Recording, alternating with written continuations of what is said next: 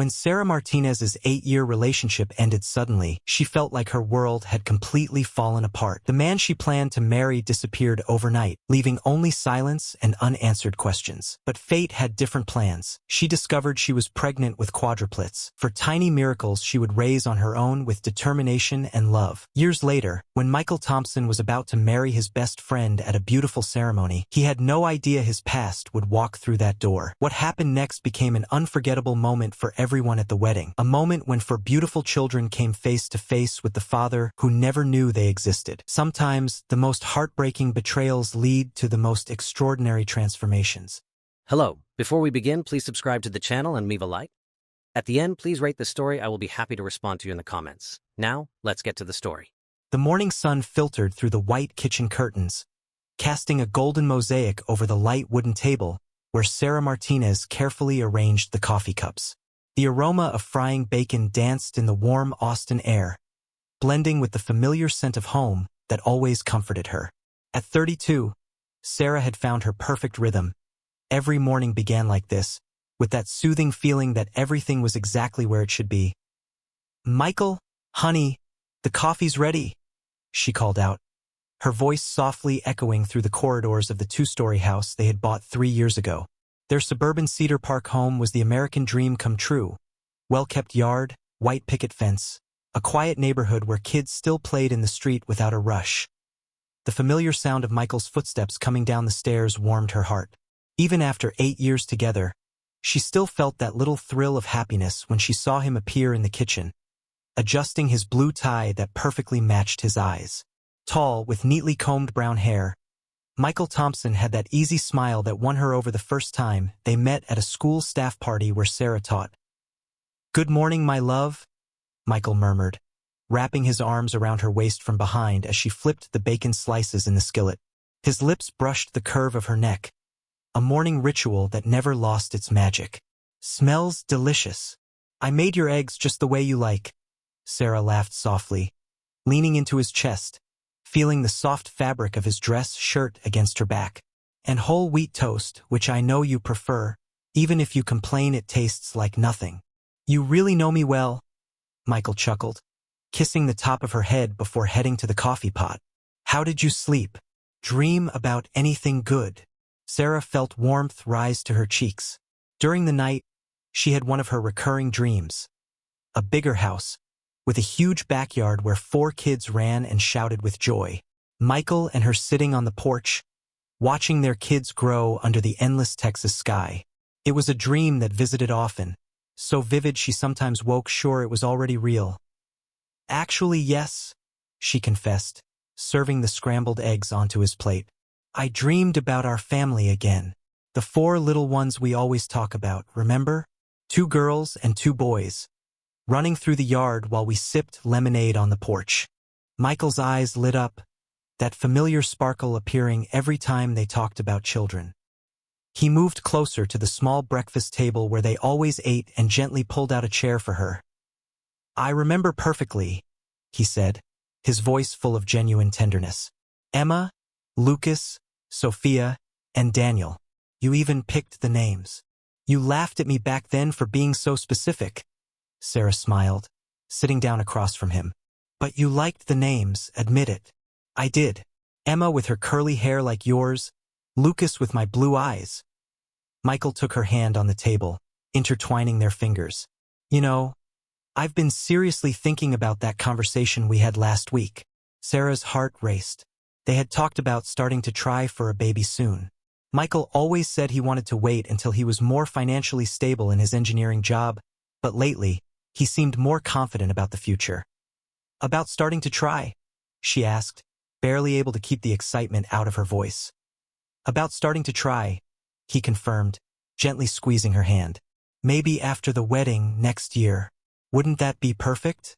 Mrs. Thompson pregnant with the first Thompson baby." Tears of happiness threatened to escape Sarah's eyes. Mrs. Thompson.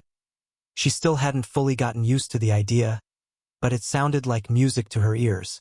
The engagement ring on her finger, a classic solitaire Michael had chosen so carefully, caught the morning light and sent tiny rainbows dancing across the table. "That would be perfect," she whispered, bringing her free hand to his face. Michael, sometimes I pinch myself just to be sure this is real. You, our house, our plans.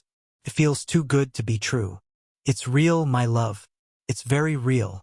He turned his face to kiss the palm of her hand. And it's only going to get better. Imagine. Next Christmas.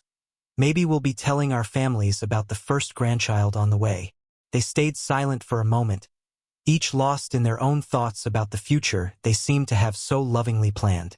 Sarah could almost hear the laughter of children echoing through the house, could almost feel the comforting weight of a baby in her arms. Michael's phone alarm rang, bringing them back to the present.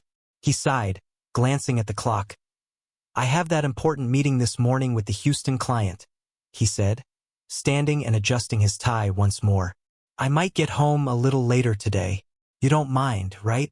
I know it's our movie night at home. Of course I don't mind, Sarah smiled, standing to straighten his tie with gentle hands. Work comes first. Our kids are going to need a successful dad. Michael laughed, pulling her into a tight hug. She closed her eyes, breathing in his scent. The woody cologne he wore since they met, blended with soap and toothpaste. It was the smell of safety, home, and a promised future. I love you, Sarah Martinez, he whispered against her hair. More than you can imagine. I love you too, Michael Thompson. Forever and ever. They kissed, one of those slow, sure kisses of people who have a whole life ahead. When they pulled apart, Sarah helped him put on his blazer, checked to make sure his work folder had all the necessary documents. A devoted wife's ritual she had gladly practiced for years to key the front door. Michael turned once more, that smile still making her feel like a love-struck teenager lighting up his face. Good class today, Professor Martinez. Don't be too hard on the little ones. Never am, she laughed, leaning against the doorframe. They adore me because you know I want a house full of kids someday. Soon, very soon, he waved, heading toward the car. Soon our home will be filled with little voices. Sarah stayed at the door until the blue Honda Accord disappeared around the corner of Maple Street, that familiar feeling of contentment wrapping around her like a warm blanket. She went back inside, automatically starting to wash the breakfast dishes while mentally planning the day's lesson for her third-grade class as warm water ran over the cups. Sarah softly hummed a lullaby that was always playing in her head lately, a song her own mother used to sing. In just a few months, maybe she'd be singing the same song to a baby in her arms. October morning in Austin promised to be beautiful, the kind of day that made Sarah feel grateful for every choice that had brought her here. Everything was perfect, exactly as it should be. The sound of the key turning in the lock echoed through the house at 8:45 p.m., much later than Sarah had expected. She was curled up on the living room sofa, half watching a cooking show while waiting for Michael to come back from his meeting. The dinner she had prepared, meat lasagna, his favorite dish, was cooling on the kitchen table, covered with aluminum foil. Michael? She called out, pausing the television and standing up. How was the meeting, honey? But when he appeared in the room, something in his expression made Sarah's smile fade instantly. His shoulders were tense, almost hunched, and his blue eyes, bright with promises of the future that morning, now seemed dull, distant, as if they were looking through her instead of at her. Hi, he murmured, avoiding her gaze as he dropped his briefcase on the floor harder than necessary. Sarah felt a strange chill run down her spine. In 8 years together, she had learned to read every nuance on Michael's face, every change in his voice. And this was completely different from anything she had ever seen. Are you okay? She asked cautiously, stepping closer. You seem, I don't know, different. Was the meeting bad? Michael ran his hands through his hair, messing up his usually perfect hairstyle. His fingers trembled slightly, a detail only someone as close to him as Sarah would notice.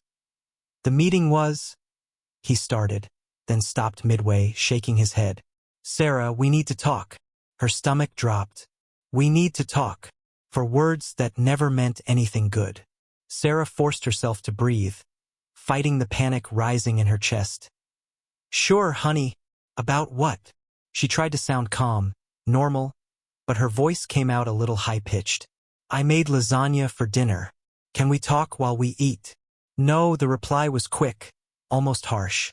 Michael finally looked her in the eyes, and what Sarah saw there made her step back involuntarily. There was a coldness she'd never seen before, like he was a stranger wearing the face of the man she loved. "Michael, you're scaring me." The words came out as a whisper. "What happened? What's going on?" He pulled away when she tried to touch his arm. A small but heartbreaking gesture. Sarah felt as if she had been slapped. "I need some time." The words came out in a rush, like he'd rehearsed them and wanted to get them over with quickly. "I need space to think." "Time? Space?" Sarah shook her head, confused. "Michael, what are you talking about?" "Think about what? This morning you were talking about our kids, our marriage." "I know what I said this morning." His voice was sharp, impatient. "Things have changed." "What things? What things have changed?" Desperation crept into her voice. Sarah could feel tears burning behind her eyes but refused to let them fall. Not yet. There had to be a logical explanation for all this. There had to be. Michael started pacing the living room, his hands clenching and unclenching nervously. The corner lamp cast strange shadows on his face, making him look even more distant. "I'll be staying at David's place for a while." He avoided looking at her again.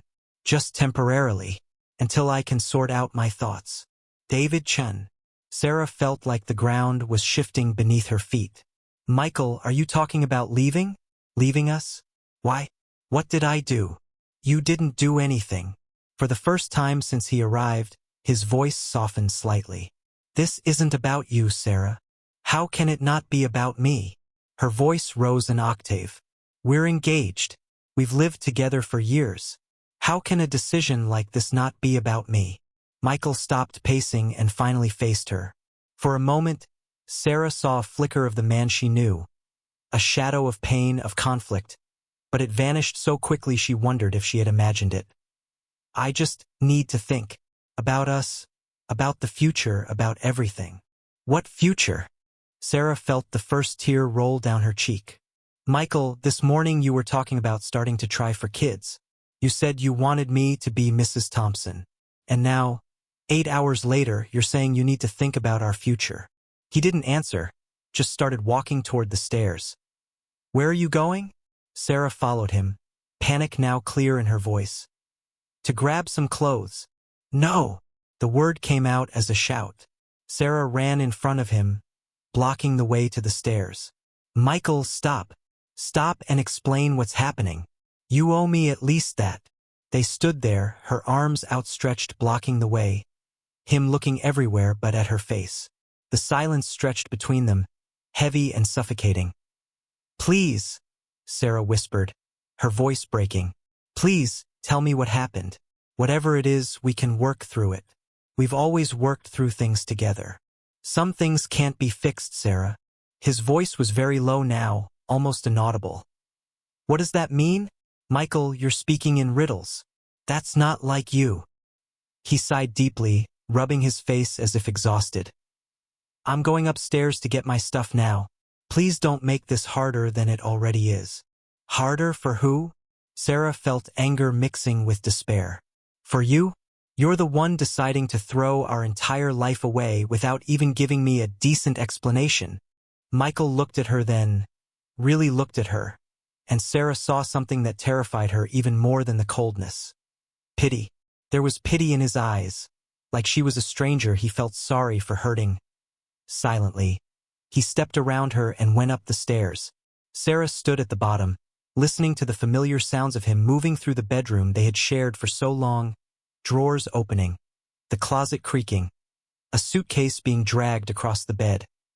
Each sound felt like a knife to her heart. When he finally came down with a small suitcase and a bag, Sarah was sitting on the bottom step, tears flowing freely down her face. "When will you be back?" she asked, her voice choked. "I don't know."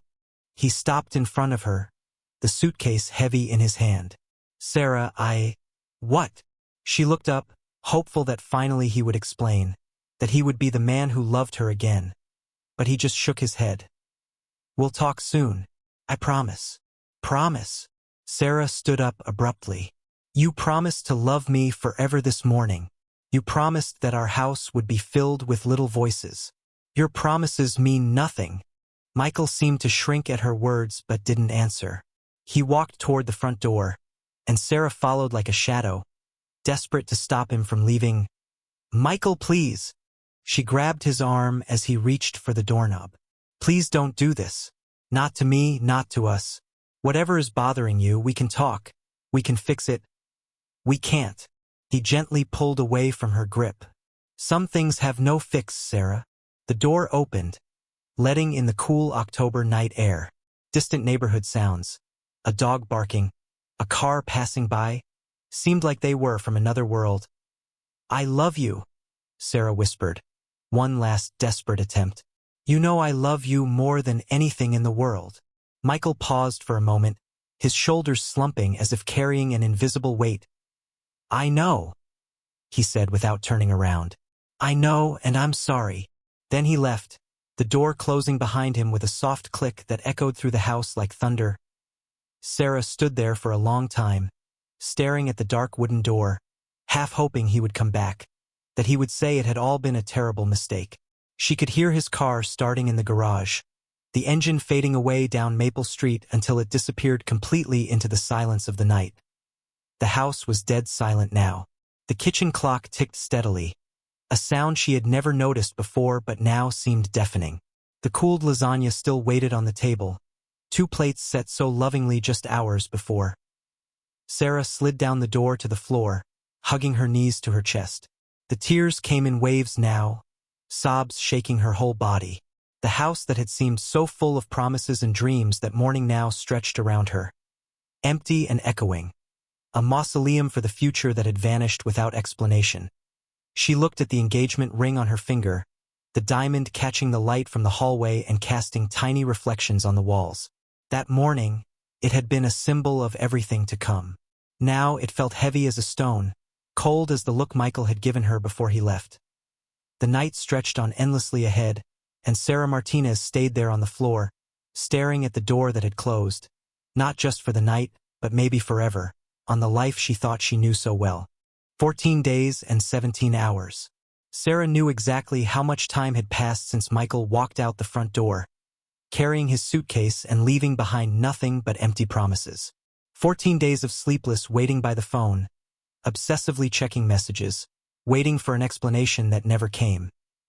David Chen's apartment was across town in Austin, in a modern complex near downtown. Sarah had been there only a few times over the years, summer barbecues, birthday parties, social events where David had always been the friendly friend who had known Michael since college. As she drove the familiar streets on that gray November afternoon, her hands trembled on the wheel of her old Toyota Camry. She had tried everything. Calls that went straight to voicemail. Text messages left unanswered. A desperate 3-page email she had sent the night before, begging for just a conversation, for an explanation, for any crumb of dignity that could save her from the hell of not knowing. Nothing. David's apartment complex stretched out in identical red brick blocks. Sarah parked in front of Block C, Unit 214, and sat in the car for long minutes, trying to summon courage. Through the fogged windshield, she could see the lit windows on the second floor. There was Michael. She was sure of it. He had to be. The autumn air bit at her skin as she finally got out of the car. Her legs felt like jelly, and with each step toward the building, her heart pounded harder. She didn't know what she would say when she saw him. Would she scream? Beg? Demand answers? All these possibilities spun through her mind like an endless carousel. The outside stairs creaked beneath her feet as she climbed. Number 214 was engraved on a small plaque beside the dark wooden door. Sarah took a deep breath, adjusted her coat, and prepared to knock. Then she heard laughter. From inside the apartment, through the thin walls, came the familiar sound of Michael's laugh. That deep, genuine laugh she hadn't heard in weeks. But there was something different about it, something lighter, more intimate. Sarah felt her stomach tighten. Automatically, her feet led her to the living room window. The curtains were only partially closed, leaving a slit where warm light spilled into the growing darkness outside. Sarah approached, almost without realizing what she was doing. What she saw through that crack shattered the world she thought she knew. on David's beige sofa. Two figures were entwined in a way that left no room for interpretation. Michael, her Michael, was leaning against the cushions, arms wrapped around another man. David. They were whispering softly, faces too close, too intimate. As Sarah watched, frozen in shock, David murmured something in Michael's ear that made him laugh again. That same laugh that had once belonged to her. Michael kissed David's forehead with a tenderness that Sarah recognized painfully.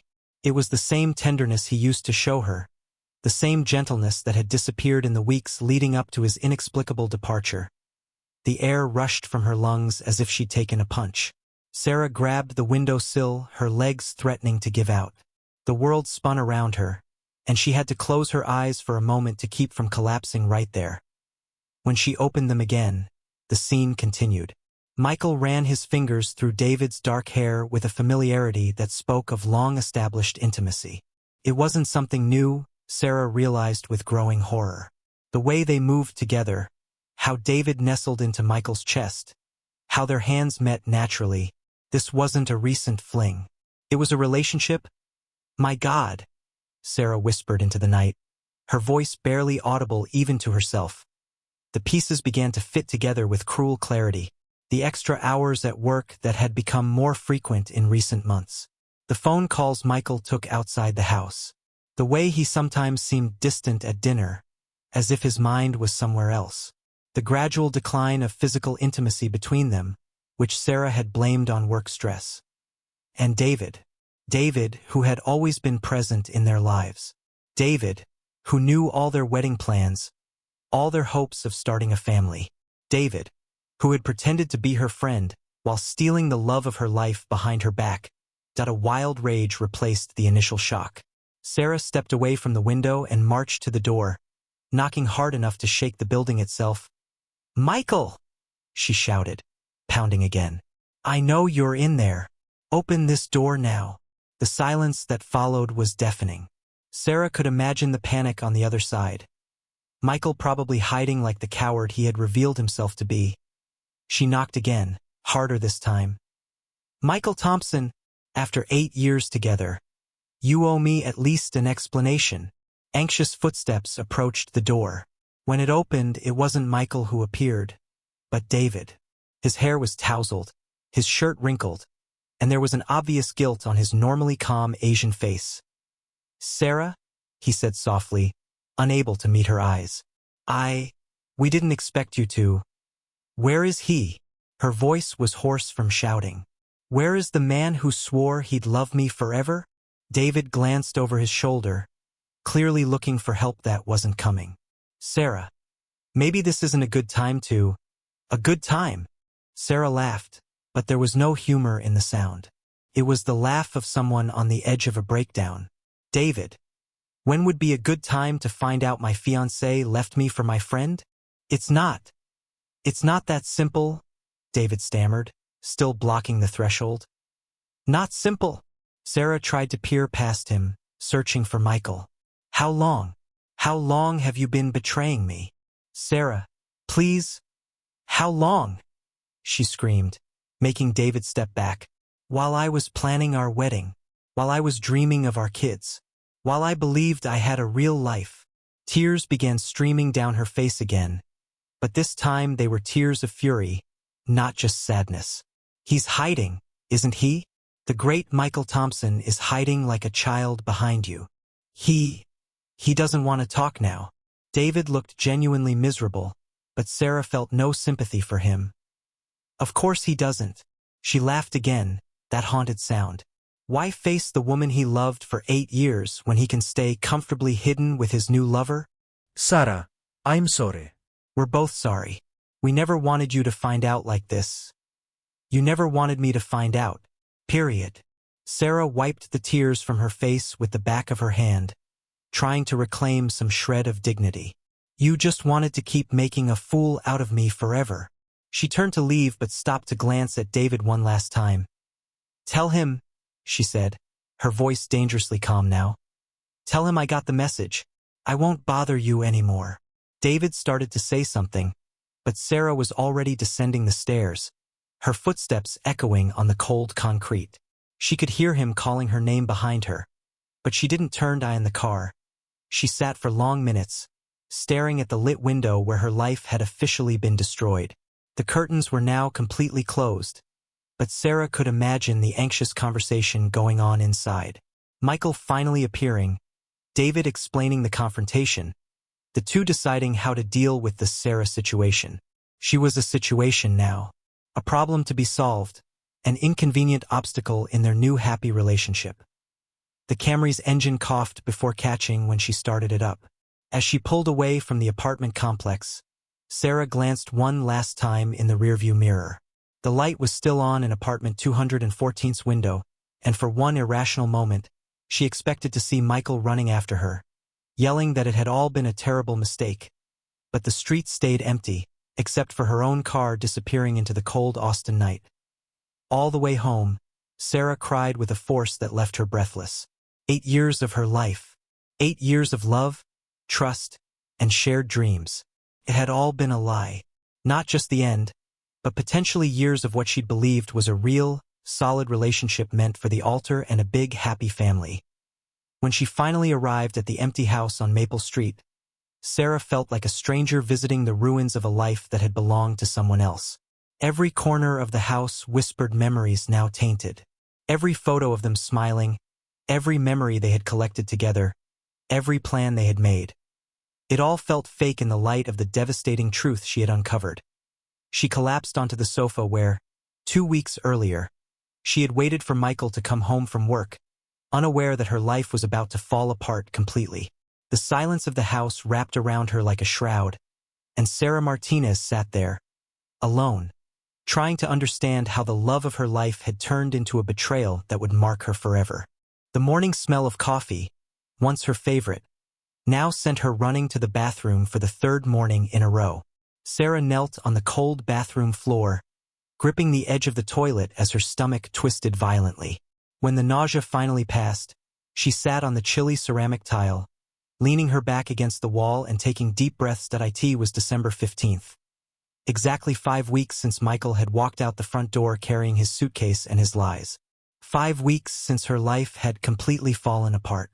And now this constant morning sickness she had tried to ignore, blaming it on the stress and the depression consuming her. But deep down, in some primitive part of her female mind, Sarah already knew. Maybe she had known for days but refused to accept it. It was too cruel, even for a universe that seemed to have turned against her with such ferocity. With trembling hands, she opened the bathroom cabinet drawer and pulled out the pregnancy test she'd bought on the way home the night before. She had sat in the CVS pharmacy parking lot for 20 minutes, trying to gather the courage to go inside. The teenage cashier gave her a kind smile when she paid, probably assuming this was the happy effort of a married woman, that if only she knew. The test felt like it weighed a ton in her hands. Sarah read the instructions 3 times, even though she knew them by heart from the countless times she had fantasized about this moment over the years. But in all those fantasies, Michael was by her side, both anxious and hopeful, ready to celebrate the start of their family. Now, she was alone in the cold bathroom of an empty house, taking the test that could change her life forever. The 3-minute wait felt endless.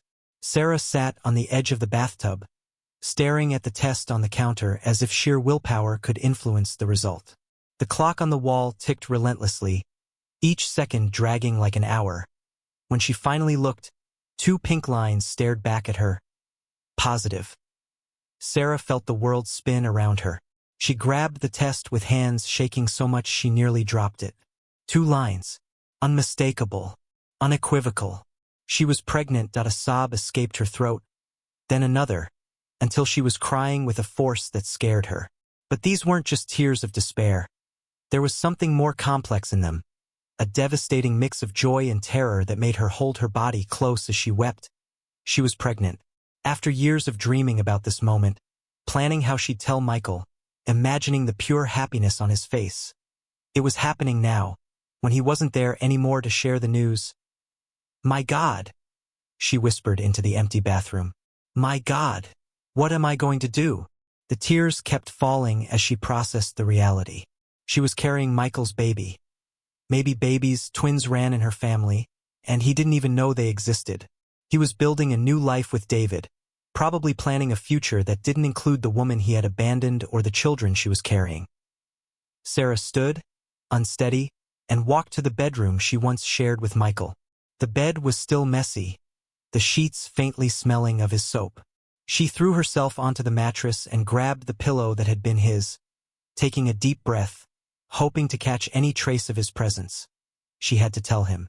No matter what had happened between them, no matter the betrayal or the pain, he had the right to know he was going to be a dad. And maybe, just maybe, the news could change everything. Maybe it would make him realize that what they had was real, too important to toss away for a moment of confusion. With desperate determination, Sarah picked up the phone and dialed Michael's number, which she knew by heart. The message she heard made her heart sink even more. The number you dialed has been disconnected or is no longer in service. She tried again, sure she had made a mistake. The same automated message. Michael had changed his number. No, no, no, she muttered, dialing again with desperate fingers. But the truth was unavoidable. He had cut all ties, making sure she couldn't reach him in any way. Sarah quickly got dressed and drove into downtown Austin, to the office of the financial consulting firm where Michael had worked for 4 years. The steel and glass building rose against the gray December sky, and she knew those hallways almost as well as her own home. The receptionist, Jennifer, greeted her with a smile that quickly shifted to concern when she saw Sarah's state. "Sarah, honey, how are you? It's been a while since I've seen you around." Hey, Yen. Sarah tried to smile but knew she was failing to hide the desperation. "I need to speak to Michael. It's urgent." Jennifer's discomfort was immediate and obvious. She glanced nervously around before leaning over the desk. "Sarah, don't you know?" "Know what?" A familiar chill spread through Sarah's chest. "Michael, he requested a transfer. He left last week." Jennifer lowered her voice. "He moved to Seattle.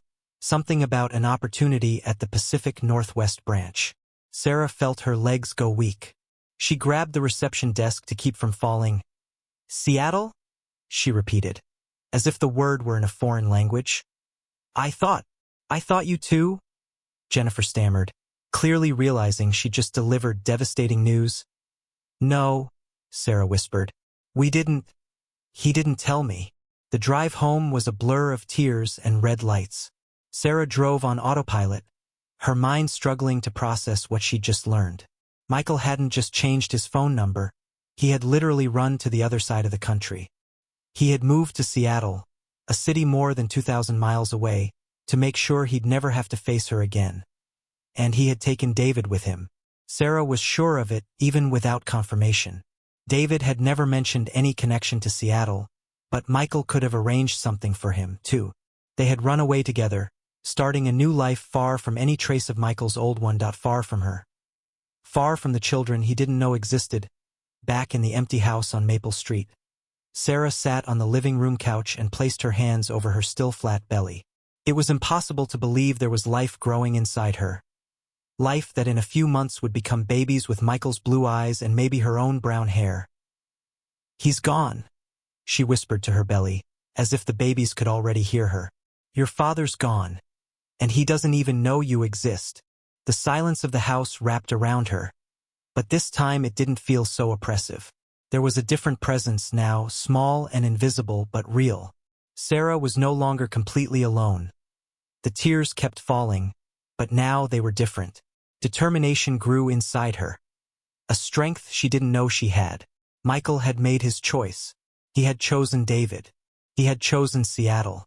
He had chosen to run from everything they had built together. But she would make a different choice. Sarah smoothed her belly with gentle circular motions, imagining the tiny hearts already beating inside. "I don't know how we're going to do this," she whispered, her voice growing stronger with every word. "I don't know how I'm going to raise you alone. Give you everything you deserve. Be both mom and dad. But I promise one thing." She stopped, took a deep breath, and made a promise that would change the course of her life forever. "I promise you will never, ever feel abandoned. I promise you will be loved more than any child ever has in the history of the world. And I promise..." Her voice broke slightly, but she kept going. I promise that if your father ever wants to meet you, I will let him. But if he doesn't, you will never feel like something's missing, because I will love you enough for two dads." The house remained silent, but Sarah felt a strange peace settle over her. It wouldn't be easy. It would be the hardest thing she had ever done in her life. But for the first time in weeks, she had a clear purpose, one reason to keep going. Michael Thompson had chosen to run away, but Sarah Martinez would choose to stay and fight. For herself, for her children, and for the future she would build with her own hands. Dr. William Harrison's office at the Central Austin Medical Clinic smelled of disinfectant and hope. Sarah lay on the exam table, her belly exposed and covered with a cold, sticky gel that made her shiver. It was January 28th, a chilly winter morning in Texas, and she was exactly 2 months pregnant. "This will only hurt a little," said Lisa, the ultrasound technician, with a comforting smile as she applied more gel. "Is this your first ultrasound?" "Yes," Sarah replied, her voice coming out raspier than she intended. She cleared her throat. I was hoping to do it with my, change of plans." Lisa nodded understandingly, without asking questions. She had probably seen many pregnant women alone over the years. When the probe touched her belly, Sarah held her breath. On the screen next to the table, dark, abstract shapes began to appear, like a storm captured in black and white. To her, they were just flickering spots, but Lisa studied the image with professional focus. The technician murmured, furrowing her brow slightly. Sarah's heart raced. "Is there a problem?" No problem," Lisa said quickly, but there was something different in her voice. "It's just, let me get Dr. Harrison. He'll want to see this personally." Sarah felt the blood freeze in her veins. "Please tell me everything is okay with my baby." "It's fine," Lisa assured her. But she was already leaving the room. Let the doctor explain." The 5 minutes Sarah waited alone in the room felt like an eternity. She stared at the ceiling, trying not to imagine all the terrible things that could be happening. Birth defects, heart problems, Down syndrome. Her mind raced through all the frightening possibilities she had read about online in recent weeks. Dr.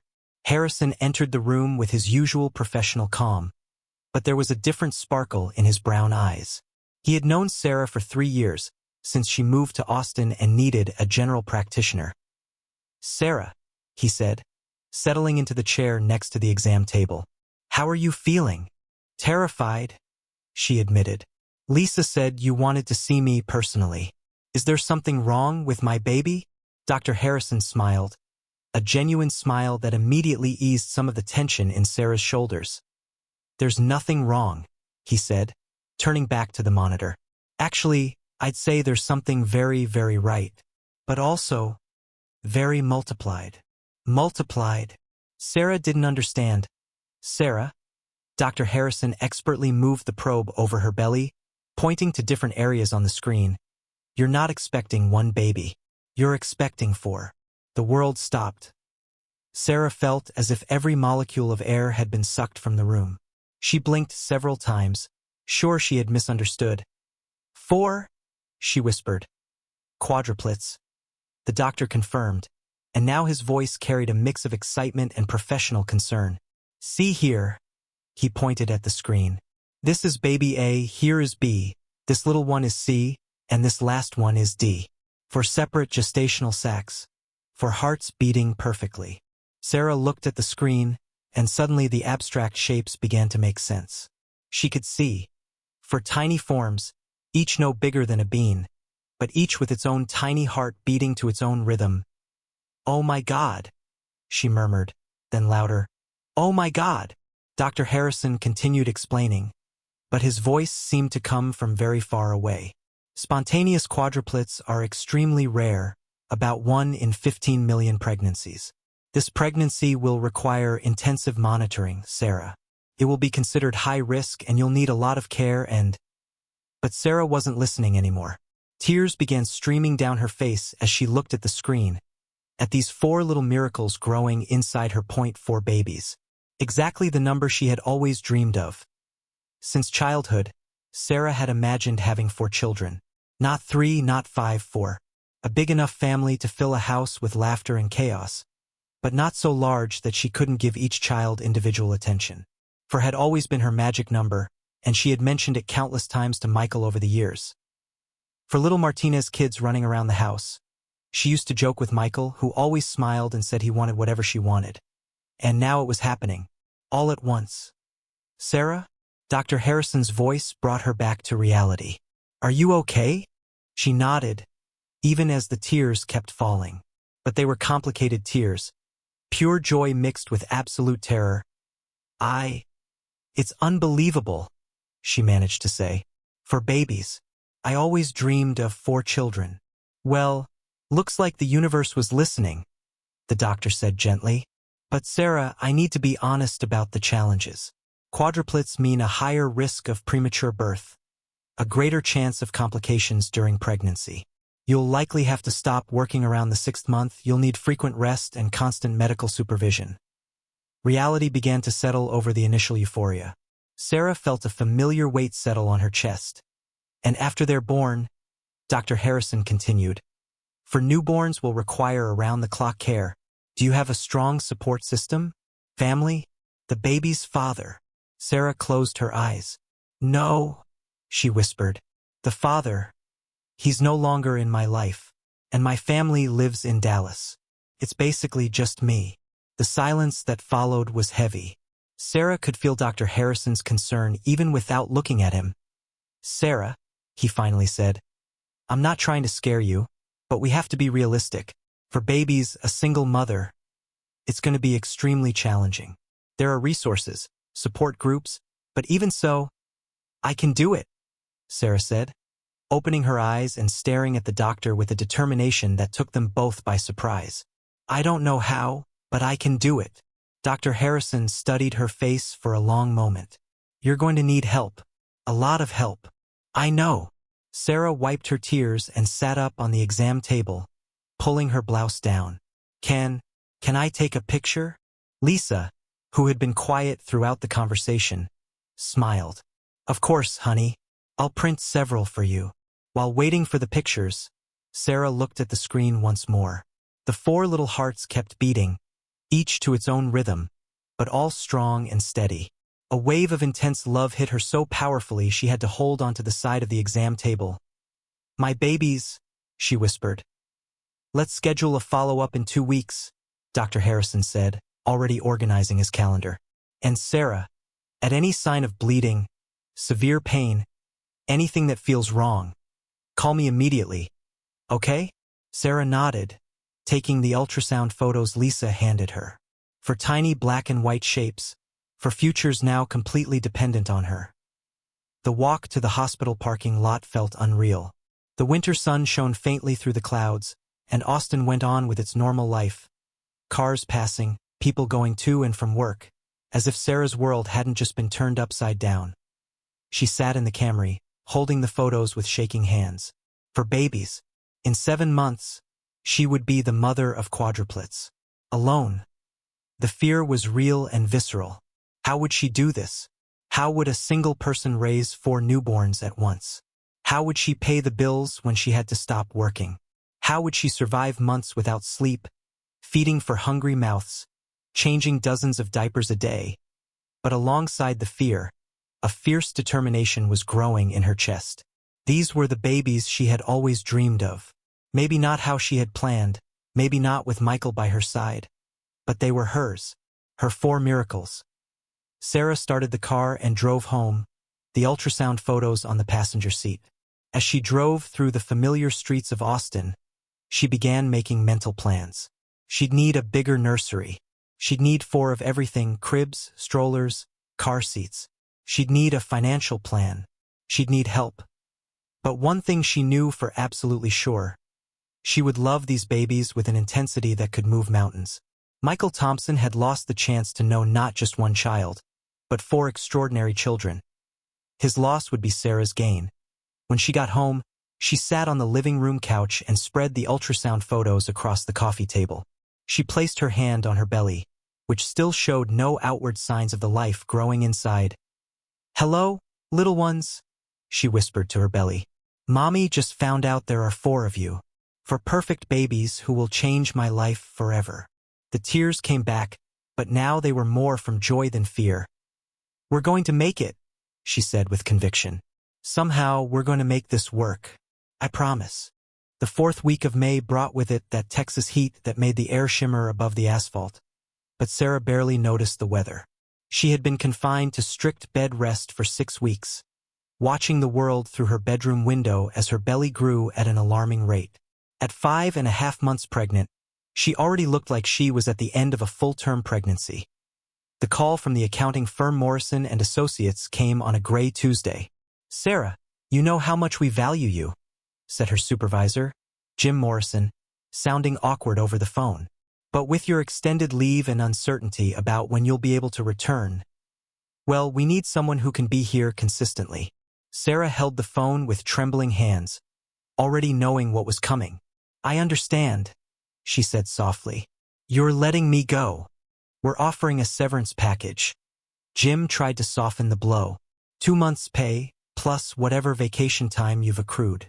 And of course, you can use us as a reference. Sarah hung up before he could finish.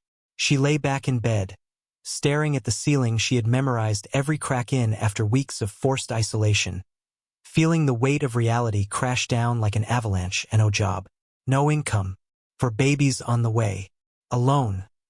Her savings, which had never been substantial, were rapidly dwindling. The house mortgage, medical bills not covered by insurance, food. Everything was draining her bank account like an open wound that wouldn't stop bleeding. It was Mrs. Rodriguez, the elderly neighbor in the yellow house next door, who saved her from complete loneliness. The 73-year-old woman showed up at Sarah's front door every other day, carrying pots of homemade tamales or big jars of chicken soup. "Mija," she would say, her English heavy with accent, "you need to eat. These babies need you to be strong." Sarah tried to protest, but Mrs. Rodriguez never took no for an answer. The small, determined woman climbed the stairs with the agility of someone half her age, insisting on cleaning the room, changing the sheets, and even organizing Sarah's medications. "I raised 6 kids alone after my Roberto passed," Mrs. Rodriguez would say while folding clothes.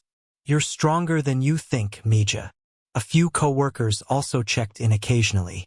Jennifer from accounting brought groceries every Friday, refusing any payment. Mark from IT had set up a food delivery system so Sarah could order meals without leaving her bed. But even with this makeshift support network, loneliness was a constant weight on Sarah's chest. In the long nights when she couldn't sleep because of the discomfort of caring for babies, she would look at the empty side of the bed where Michael used to sleep and feel a pain that wasn't physical. He should be there. He should be massaging her aching back, talking to the babies through her belly, rushing to the pharmacy in the middle of the night when she had heartburn. He should be just as nervous about the birth, reading books on how to care for multiples. Instead, he was in Seattle, probably unaware he had 4 children growing thousands of miles away. One July morning, with Phoenix already hitting 95 degrees Fahrenheit before 9 o'clock, Sarah felt her first real contraction. She had been having false contractions for weeks, Braxton Hicks, Dr. Harrison called them, but this was different. A sharp pain started in her back and radiated to the front, bending her over. "No, not now," she murmured to her belly. At only 7 months, the babies still needed more time to develop. But her body had made the decision for her. Mrs. Rodriguez found her groaning in bed 2 hours later when she came to deliver her usual breakfast. "Dios mío, the babies are coming?" the older woman declared, rushing to call 911. The rest of the morning passed in a blur of sirens, paramedics, and the ceiling of University Medical Center rushing over her head as she was taken to the delivery room. Dr. Harrison appeared beside her, still in casual clothes that suggested he had been called in on his day off. "Sarah, the babies have decided to be born today," he said, prepping for delivery. "At 7 months, they'll need intensive care, but the odds are very good. Can I do this?" Sarah asked between contractions, gripping the nearest nurse's hand. "You already have," Dr. Harrison smiled. "Now it's just time to meet your children." The birth was an experience that changed Sarah in ways she never imagined possible. 4 hours of intense labor, followed by the most extraordinary moment of her life. hearing 4 distinct cries filling the delivery room. Emma arrived first at 12:34 p.m., weighing 3 pounds 2 ounces, with a set of lungs that announced her arrival to the world. Joshua followed 2 minutes later, a bit bigger at 3 pounds 6 ounces, but surprisingly quiet after his sister's dramatic entrance. Sophia appeared at 12:38 p.m., tiny but fierce, weighing just 2 pounds 15 ounces, with a cry that rivaled Emma's. Finally, Lucas, baby D, who had been the most shy during ultrasounds, arrived at 12:42 p.m., weighing exactly 3 pounds. When the neonatal team had all the babies stabilized and allowed Sarah to hold them, she experienced a moment of pure transcendence. 4 bundled shapes were brought to her arms. Never all at once, which would have been impossible, but one at a time, each baby getting their first moment of contact with their mother. Emma was first, tiny but alert, her bright blue eyes. Extraordinary for a newborn. Sarah held her close, breathing in that newborn scent every mother recognizes instinctively. "Hi, my little Emma," she whispered, tears streaming down her face. "Mommy waited for you for so long." Joshua was calmer, settling immediately into Sarah's arms as if he already belonged there. His features were delicate, almost thoughtful, even in sleep. Sophia proved to be as feisty as her birth suggested, squirming and fussing until Sarah found the perfect position to soothe her. Once comfortable, she became peaceful, a tiny hand wrapped around Sarah's finger. Lucas, the last to arrive, seemed content to simply observe. His eyes, when they opened, were serious and contemplative, as if he understood the weight of the moment. "My 4 miracle babies," Sarah whispered, having held each one individually. "I know this isn't the family we planned. I know your daddy isn't here to meet you, but I promise you, my loves, you will be loved more than any babies in the history of the world." A nurse had been quietly preparing paperwork during those first precious moments and now approached Sarah with a clipboard. "We need to start the birth certificates," she said gently. "Names, parents' information?" Sarah looked down at the 4 babies now sleeping in individual bassinets beside her hospital bed. The moment she had dreaded had arrived. "Emma Grace Martinez," she said firmly, starting with her firstborn, Joshua Michael Martinez. The middle name was a tribute to their father who would never know him. Sophia Rose Martinez, Lucas James Martinez. "And the father's name?" the nurse asked, pen poised over the forms. Sarah was silent for a long moment, looking at her 4 sleeping children. She could put Michael's name down. Legally, she probably should. But he had chosen not to be part of their lives before he even knew they existed. "Just mine," she said finally. Sarah Helena Martinez. "I'm their sole parent." The nurse nodded without judgment. She had probably seen this situation many times before. "You'll need to sign here, here, and here." Sarah's signature felt heavy as she signed each birth certificate. For documents officially bringing her children into the world, with only her name as their responsible parent. As evening settled over Austin and the hospital's bustle calmed into the murmured sounds of nighttime, Sarah lay in her hospital bed, watching her 4 babies sleep in their warming beds nearby. The monitors beeped softly, tracking their tiny heartbeats and breathing patterns. Joshua stirred slightly, making small sounds that suggested he might be waking for a feeding. Emma's face scrunched up as if she were dreaming. Sophia's tiny fist opened and closed rhythmically. Lucas remained perfectly still, only the gentle rise and fall of his chest marking his peaceful sleep. "We did it," Sarah whispered into the quiet room. "All by ourselves, we did it." Tomorrow would bring new challenges: how to afford for babies, how to manage feedings, diaper changes, and sleepless nights alone, how to give each child the individual attention they deserve. Tomorrow there would be worries about medical bills, childcare, and the 1,000 practical details of raising quadruplets as a single mom. But tonight, in this quiet hospital room surrounded by the soft breathing of her 4 children, Sarah felt something she hadn't felt in months. Complete peace. She had created 4 perfect lives. She had brought her dream family into the world through strength alone. And while the path ahead was uncertain, one thing was absolutely clear. Emma, Joshua, Sophia, and Lucas Martinez were about to be the most loved children in the entire state of Texas.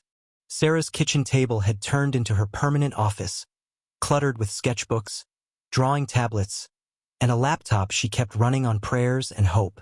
It was 2:30 a.m. on a Thursday in September, and she was working on her fourth project of the day, a logo for a small bakery in Round Rock that would pay her $250 if she delivered by Friday. The coffee in the mug beside her had gone cold hours ago, but Sarah barely noticed. Her eyes burned with exhaustion, but she had to finish this project. $250 meant diapers for the month, or maybe even a trip to the pediatrician if one of the babies got sick again. A low whimper came from the baby monitor, quickly followed by another. Sarah paused, stylus in midair, waiting. Sometimes they would settle on their own. But when the third cry joined the chorus, she sighed and saved her work. "Mommy's coming, my loves," she whispered, climbing the stairs. The children's room was cramped but efficiently organized. For cribs side by side, each marked with names in colorful letters Sarah had made by hand. Emma stood in her crib, tears streaming down her little face, while Joshua squirmed restlessly. Sophia had freed herself from her blankets and was trying to climb the crib rail. Lucas, as always, remained mysteriously calm, watching the chaos with his big, serious eyes. "What's the matter, Emma girl?" Sarah scooped her daughter into her arms, immediately feeling the familiar wetness. Wet diaper. Is that it?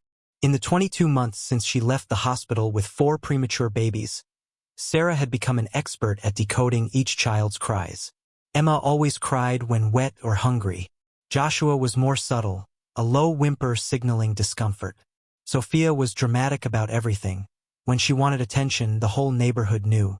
And Lucas rarely cried, but when he did, something was really wrong. 40 minutes later, with 4 diapers changed and 2 bottles warmed, the room was finally quiet again.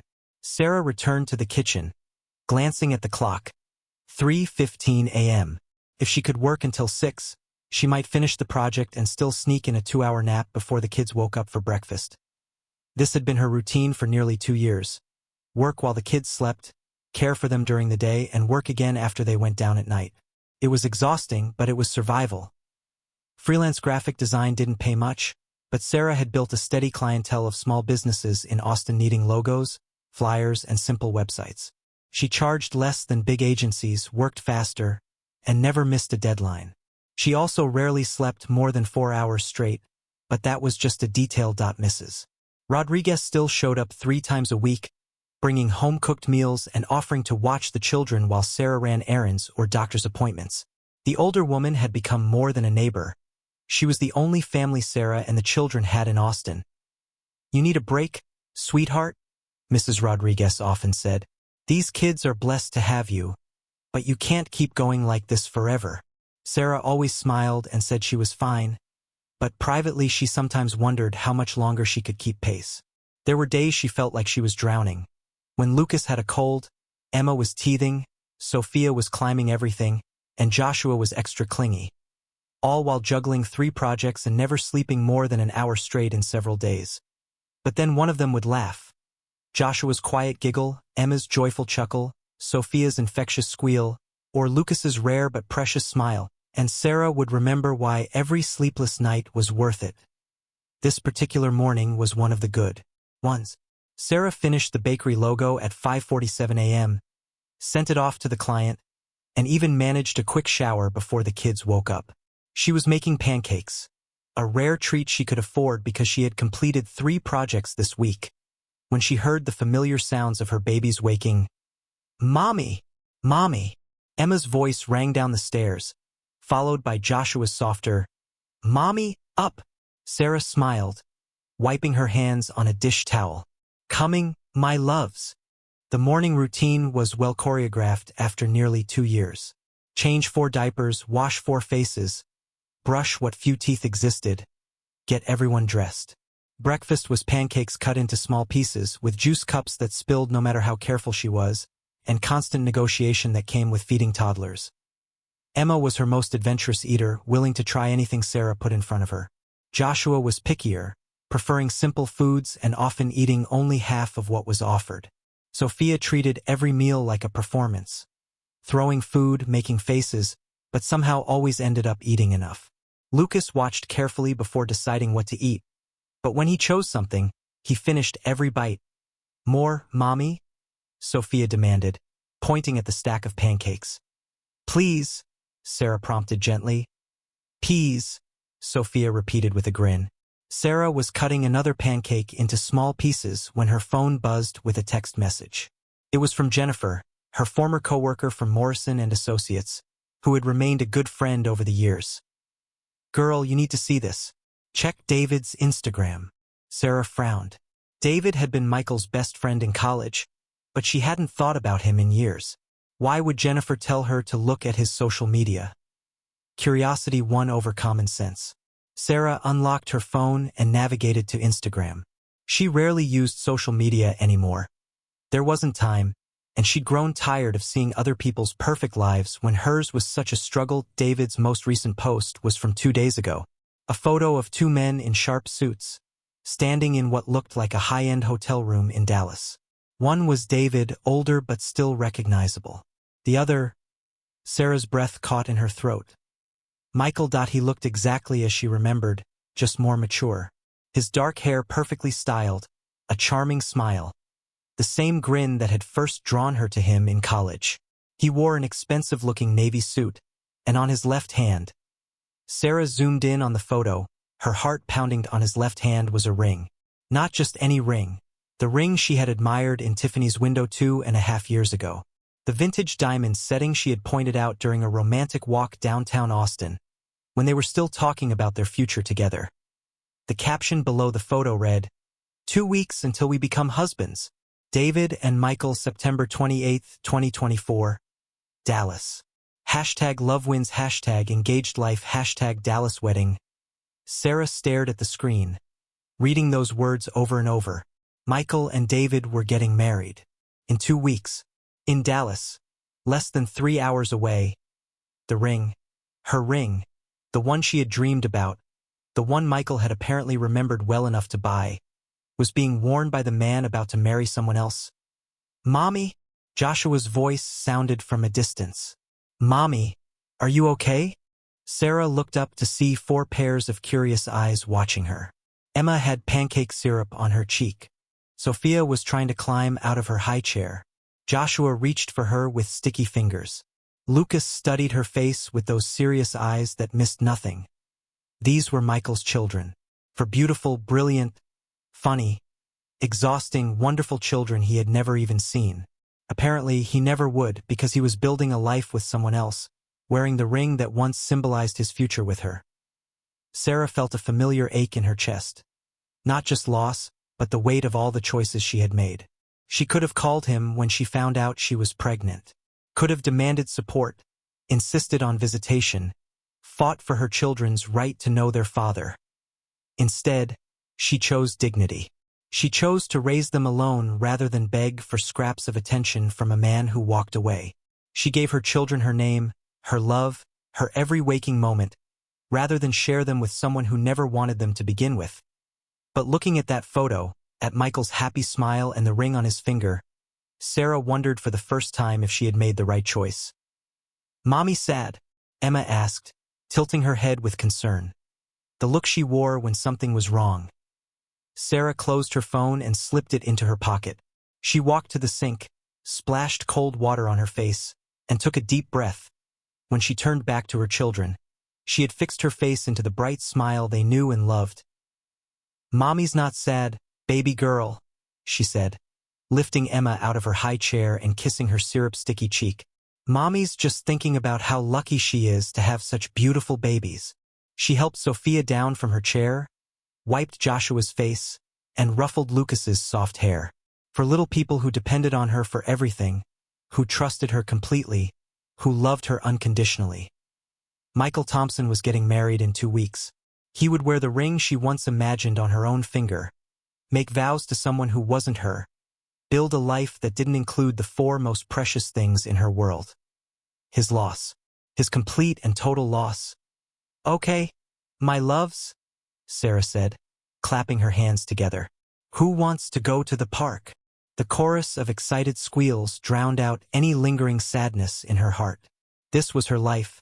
Chaotic, exhausting, financially fragile, but filled with more love than she had ever imagined possible. She had chosen dignity, and she had chosen correctly that as she gathered jackets, sippy cups, and the 1,000 other items needed for a trip to the park with 4 toddlers, Sarah felt a sense of peace settle over her. Michael was her past. These 4 children were her present and her future. And they were more than enough. Part 07. The Adolphus Hotel in Dallas radiated elegance on that sunny September afternoon. The main ballroom had been transformed into a fairy tale setting, with arrangements of white roses and blue hydrangeas, crystals catching the light from ornate chandeliers, and satin-covered chairs seating 200 carefully selected guests.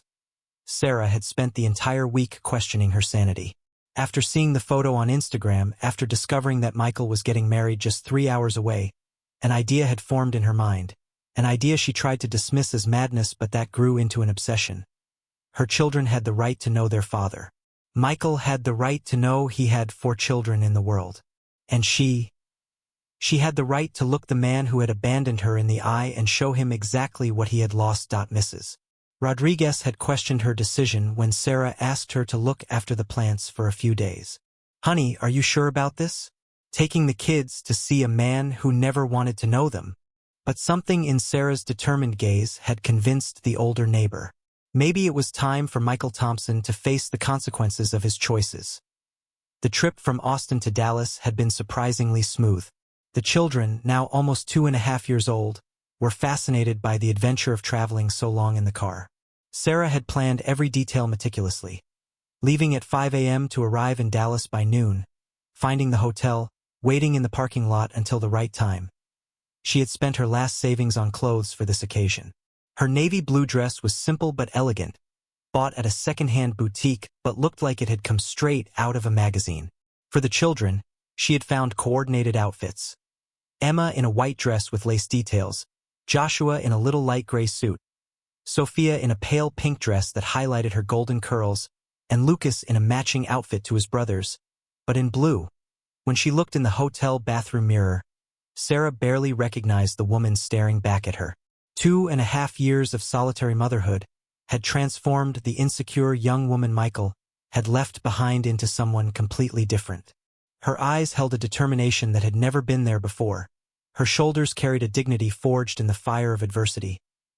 "Pretty mommy?" Emma had murmured, gently touching Sarah's dress. Her daughter's words gave her the final courage she needed. The Adolphus Hotel buzzed with activity when Sarah and the children arrived at the main lobby at 2:30 p.m. Elegantly dressed guests chatted in groups, all heading toward the ballroom. Sarah recognized some faces from old photos, college friends, co-workers, people who had been part of the life she and Michael had shared years ago, and no one recognized her. Why would they? To them, she was just another guest with children.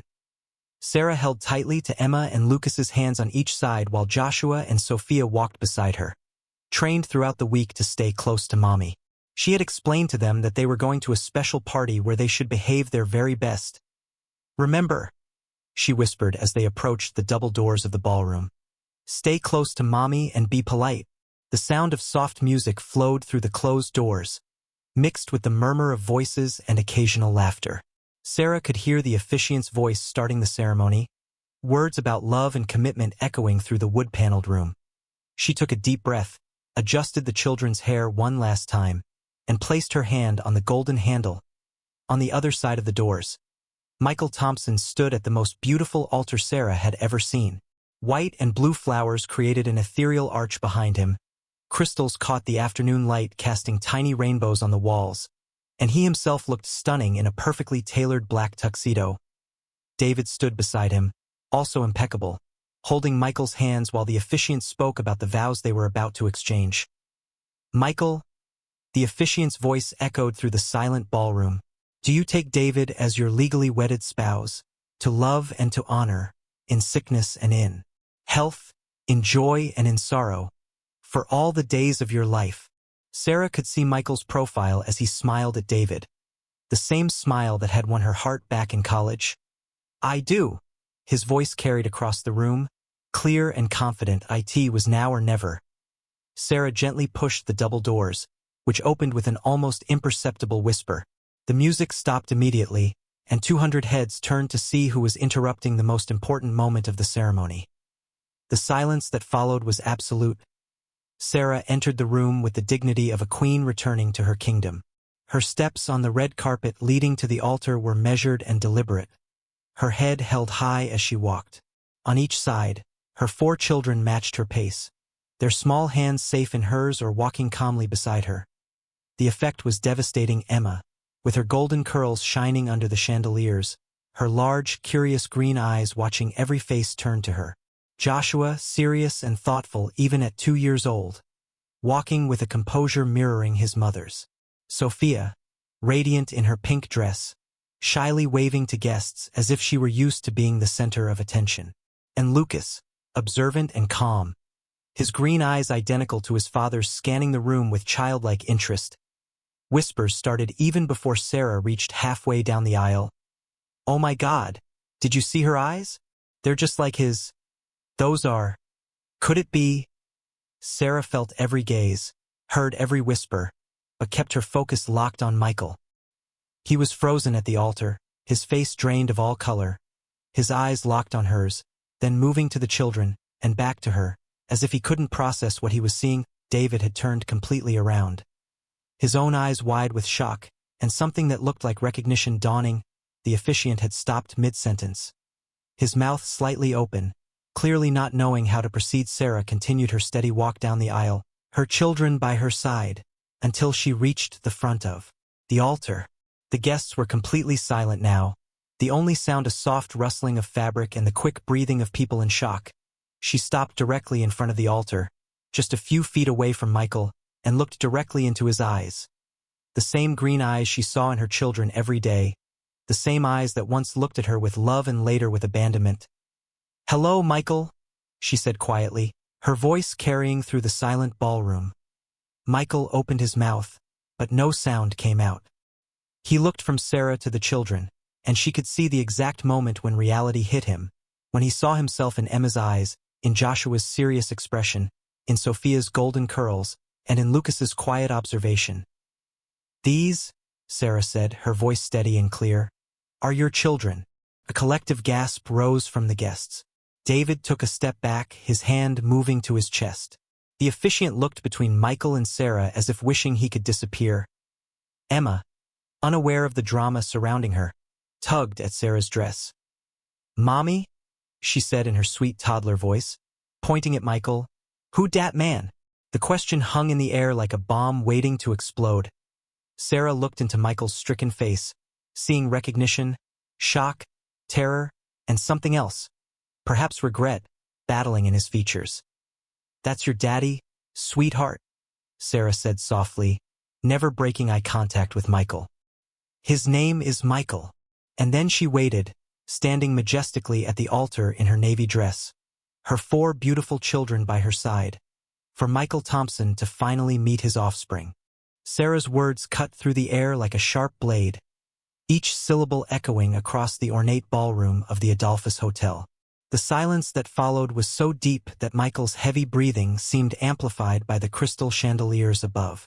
"These are the 4 children you promised you would have with me," Sarah continued, her voice holding that deadly calm that was more devastating than any scream, "and that I raised alone when you disappeared without a word." Michael felt as if the ground had opened beneath his feet.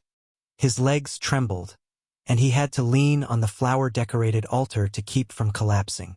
The face that had been radiant with happiness just moments before was now as pale as the roses adorning the wedding arch. "No, this can't be," he began, but his voice faltered as his eyes moved from the children to Sarah and back to the children. Emma watched him with curiosity, her big green eyes, just like his own, blinking under the lights. Joshua was partly hidden behind Sarah's leg, but his delicate features were unmistakably familiar. Sophia smiled shyly, her golden curls catching the light in a way that made Michael think of photos of himself as a child. And Lucas stared at him with a disturbing intensity, as if memorizing every detail of the man who was supposed to be his father. The math was cruel and relentless. 2.5 years ago, the night before he left for San Francisco, the last night they spent together, when Sarah talked about marriage and babies, and he promised they would talk about it again when he came back. Except he never came back.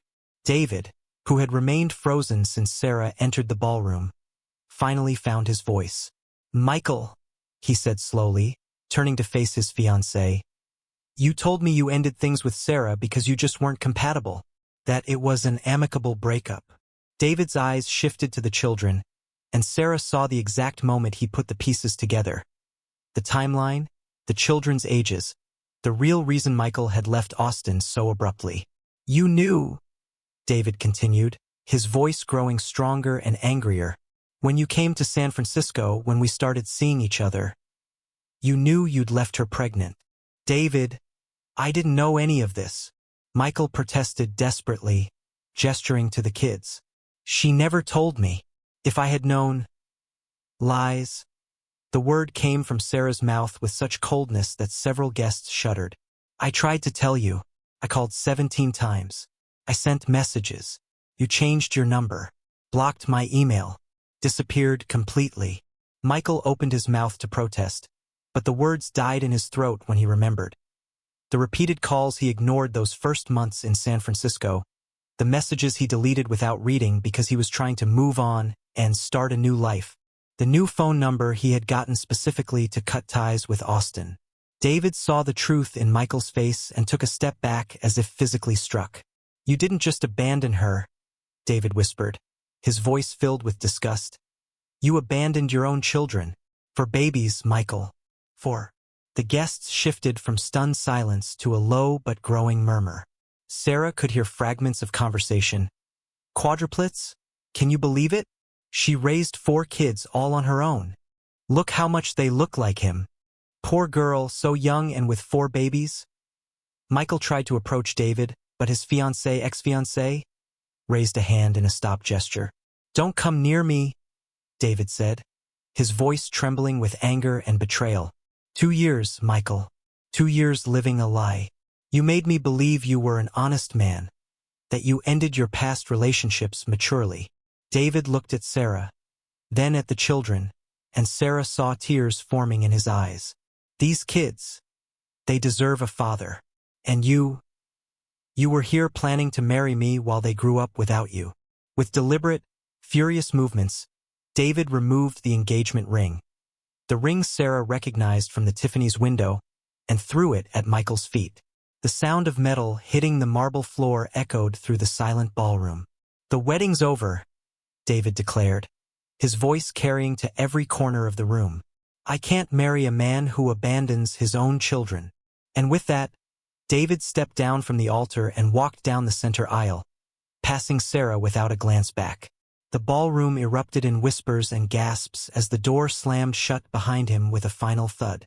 Michael remained alone at the flower-decked altar, surrounded by blossoms that now seemed mocking, looking back and forth between the ring at his feet and the 4 children who gazed at him with innocent curiosity. "Sarah, please," he finally managed to say, his voice broken. "I can explain." "Explain what?" Sarah asked calmly. "That you ran away when life got real? That you abandoned me to find out I was pregnant with 4 babies by myself? That you changed your number and blocked me to avoid facing your responsibilities?" Her words were as precise as surgery, cutting through any excuse Michael might have prepared. "I was scared," he admitted, and for the first time his voice sounded truly honest. "When you started talking about marriage and kids, I panicked. I wasn't ready to be an adult." Sarah finished for him. "To keep your promises? To face the consequences of your choices." Emma began to fidget, tugging at the hem of Sarah's skirt. "Mommy, I want to go home," she said in her baby voice.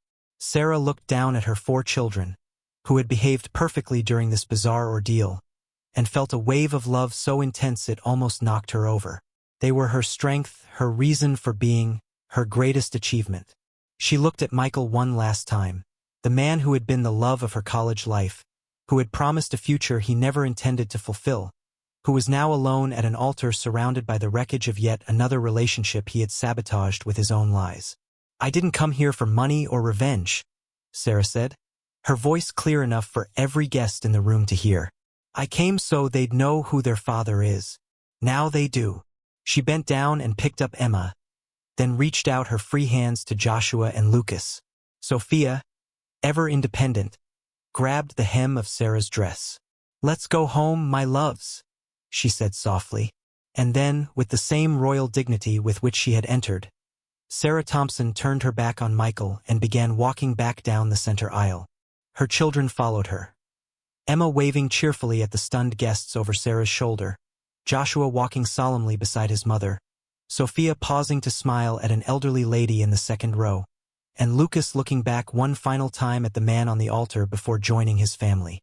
The guests stepped aside to let them pass, many with tears in their eyes, others whispering words of admiration for the strength and grace of the young mother. When the double doors closed behind them, they left behind an empty altar, a ring thrown on the floor, and a room full of people who had witnessed one of the most devastatingly graceful confrontations they had ever seen.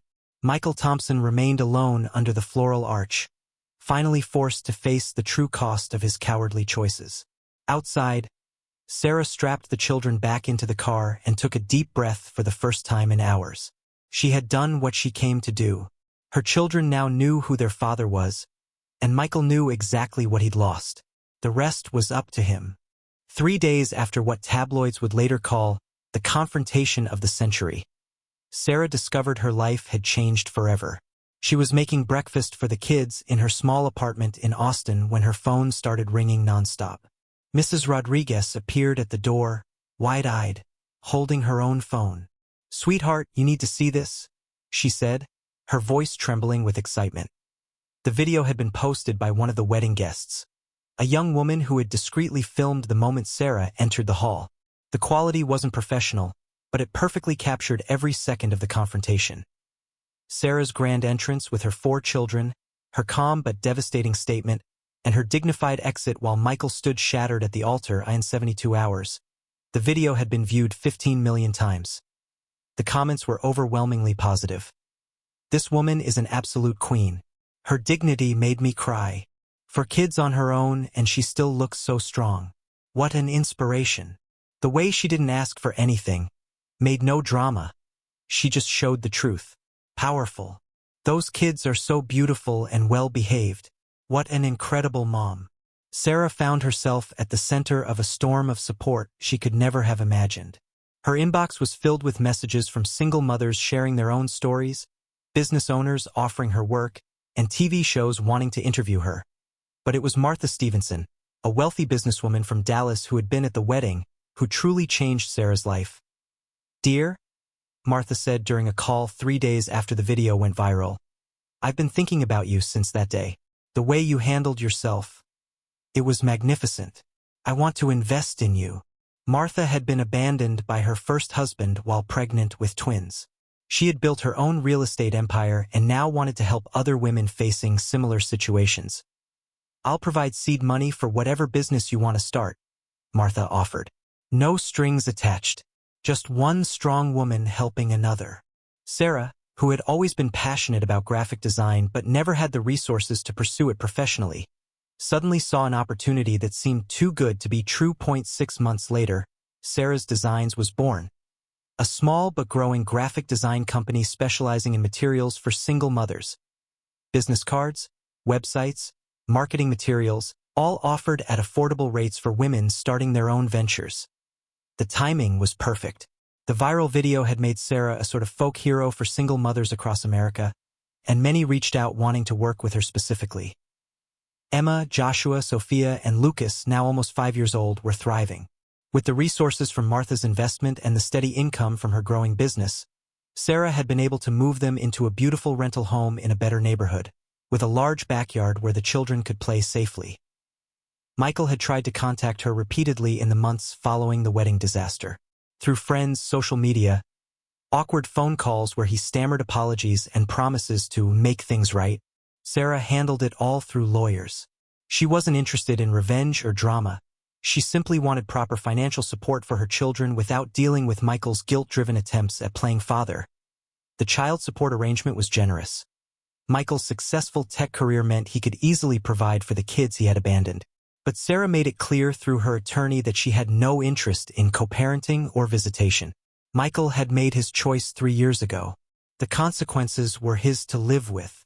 My clients are doing well without a father figure, her lawyer stated firmly. Mr. Thompson forfeited his parental rights through abandonment. This is strictly a financial arrangement. The success of Sarah's business grew month by month. She specialized in helping women launch their own ventures, designing logos for small bakeries started by divorced mothers, creating websites for women leaving abusive marriages who needed to support themselves. Working with female entrepreneurs building something from nothing, it was fulfilling work, and Sarah discovered she had a natural talent for understanding what women needed to feel confident and professional in their new lives. 2 years after the wedding incident, Sarah received a call. That surprised her. Mrs. Thompson, this is Jennifer Martinez from TEDx Austin. We'd love to have you speak at our upcoming event about female empowerment and resilience. The TEDx talk was scheduled for a Saturday in late spring. Sarah chose to speak about finding strength in abandonment, a topic that resonated deeply with her audience. Sometimes, she said to the packed auditorium, her voice steady and confident in a way that would have been impossible 4 years earlier. The worst things that happen to us become the catalysts for our greatest transformations. Being abandoned taught me that I didn't need someone else to complete my story. I just needed to trust myself to write it. The standing ovation lasted 5 minutes. After the talk, Sarah drove home to her beautiful house with her 4 thriving children. She had hired a part-time nanny to help with the kids so she could focus on growing her business, but evenings still belonged to family time. The house was perfect, a modest but comfortable 4-bedroom home with a large kitchen where she could cook while watching the children play through big windows. The backyard was spacious, with a swing set and a sandbox that Martha had insisted on buying for the kids. That evening, Sarah stood in the backyard watching Emma, Joshua, Sophia, and Lucas play together. Almost 5 years old, they were incredible children, curious, kind, well-behaved, and utterly devoted to each other and their mother. Emma was teaching Lucas how to braid dandelions into a crown. Joshua was carefully building a fort out of fallen branches. Sophia was singing a song she had learned at preschool, her voice sweet and clear in the evening air. They didn't ask about their father anymore. They had occasional questions about why other children had daddies and they didn't, but Sarah's consistent, age-appropriate explanations had satisfied their curiosity. Their world was complete with just their mother, their extended family of Mrs. Rodriguez, Martha, and a handful of close friends Sarah had made through her business. Sarah leaned against the porch railing, watching her children play and reflecting on the journey that had brought them to this moment. From the devastating abandonment when she was 22 and pregnant, through the sleepless nights and financial struggles of the early years, to the viral moment that changed everything, to the thriving business and stable life they now enjoyed, she thought about Michael sometimes, wondering if he watched the children from afar through social media, if he regretted his choices, if he had learned anything from the public humiliation he had endured. But mostly, she didn't think about him at all. He had become irrelevant to their story. The children's laughter echoed through the evening air, blending with the sound of birds settling in for the night and the distant hum of suburban life. This was peace. This was contentment. This was what happiness looked like when you stopped waiting for someone else to provide it. Sarah smiled, watching Lucas successfully complete his first dandelion crown under Emma's patient instruction, and whispered to the evening breeze, "Sometimes, being abandoned is the best thing that can happen. It's when we discover our true strength." The words carried across the backyard, over her children's heads, into the gathering darkness, carrying with them all the truth of a woman who had transformed abandonment into triumph, loneliness into self-reliance, and betrayal into a deeper understanding of her own incredible resilience. Inside the house, the phone rang with another potential client for Sarah's designs. Tomorrow would bring more opportunities, more growth, more proof that sometimes the best revenge is simply living well. But tonight was for dandelion crowns and backyard forts and the pure joy of watching for beautiful children who would never doubt they were wanted, loved, and exactly where they belonged. If you enjoyed this story, subscribe to the channel and leave a like. These other stories will also move you. Click to keep watching.